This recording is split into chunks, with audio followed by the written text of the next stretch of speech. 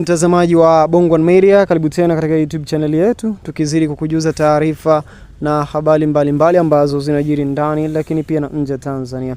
Siku ya jana tulifanikiwa kutazama derby ya Dar es Salaam, ni kati ya klabu ya Young African dhidi ya klabu ya Azam. Azam wakiwa katika uwanja nyumbani, uwanja wa Benjamin William Mkapa.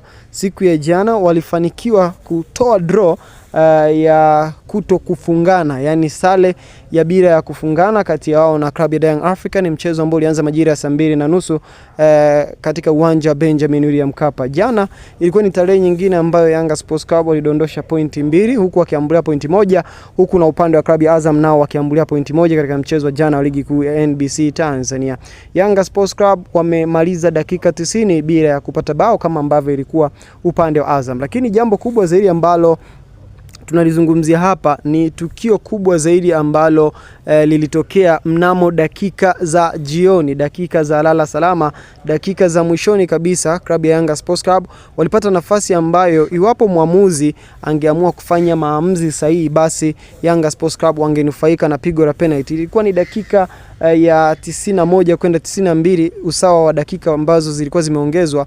Mchezaji Prince Mpumelelo Dube aliweza kudondoshwa katika eneo la 18, na ukitazama kwa namna engo zote za video na mchezo jinsi ulivyokuwa, hii ilikuwa inadhihirisha kwamba Prince Mpumelelo Dube ndiye aliyekuwa na asilimia kubwa za kuwa na mpira, lakini mchezaji akamzuia, na uzuiaji huo ilikuwa ni kwa namna ambayo haifai, maana yake ilikuwa ni foul, na ingekuwa ni nje ya box ingewekwa foul, ambavyo ni ndani ya box basi ili stahili kwa penalty. Watu wengi naona wameizungumzia hii, ila moja kwa moja tupitie baadhi ya wachambuzi ambao wamezungumzia swala hilo na foul ambayo Yanga wangenufaika nayo kisha kupewa penalty, lakini mambo yakaenda ndivyo sivyo. Tukitazama huyu anaitwa Sports Arena na kwamba Yanga wamenyimwa tuta hapa, kwamba hii ilistahili kwa penalty, lakini muamuzi akapeta. Upande wa Jemedari Saidi ambaye ni mchambuzi wa masuala ya kimichezo, yana kwamba penalty Yanga Sports Club wamenyimwa penalty halali kabisa. Sasa sijui kamati ya uendeshaji na ile presidents wameseti watamshusha huyu muamuzi daraja au watamlima miezi 6 au mitatu, tusubiri tuone. Hapa wala walikuwa hawajaelewa kuhusu Kasim Mpanga, Hamdani Saidi na Abdalla Mwenye Mkuu, ndo wataelewa kulikuwa tunamaanisha kwamba tulikuwa tunamaanisha nini. Usisahau kwamba hadi sasa waamuzi ambao wamehusika katika maamuzi ya ovyo ambao wamefungiwa ndo kama ilivyo. Kuna Kasim Mpanga ameshakutana na rungu nzito, kuna Hamdani Saidi, kuna Abdalla Mwenye Mkuu ambaye ameshushwa daraja kwa sababu ya maamuzi ya ovyo.